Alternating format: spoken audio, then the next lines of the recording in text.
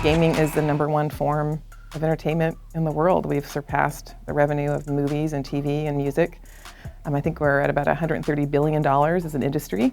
It's a very core motivation that video games fulfill. So I've been at Electronic Arts for close to 24 years, and I've had the privilege of having many roles at the company.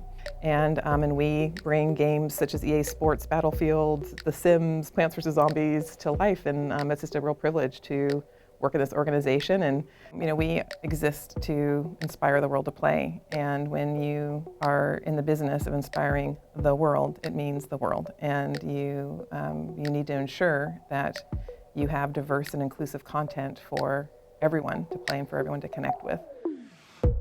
I have actually always been a gamer, from board games to my computer lab. I used to beg my parents for family game nights every week.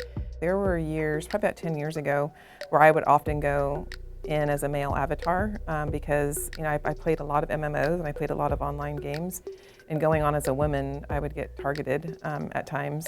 So about 2 or 3 years ago, I created an employee resource group called Women's Ultimate Team. And it was really meant to create a sense of community and a sense of belonging for women in our organization. And we had heard Gina Davis speak at a conference, and through her Institute for Gender Diversity in Media, we were incredibly inspired to think about how we could apply this idea to gaming.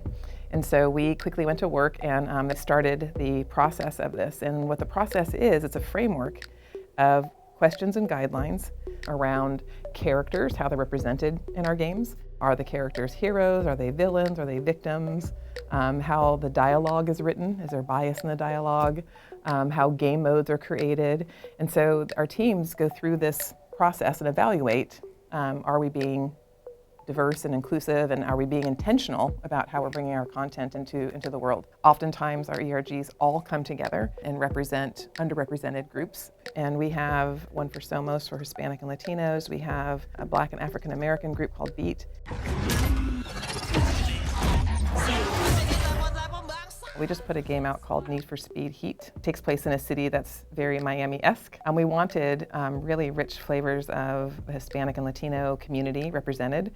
And so we have a Somos ERG, and we had them review clothes and language and colors of cars. And so we were very specific on that group. And of course there's intersectionality, and our women's ERG participated as well, but we were really focused on ensuring that we represented this community in a way that we wanted to, in a way that was relevant and resonated with them. I hope that representation expands our audience.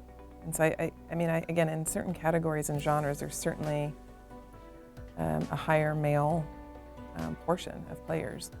And so I'm hoping that we can also help players think differently about it. I think that having inclusive and diverse characters, people see themselves in games and are more open to actually playing them and experiencing them.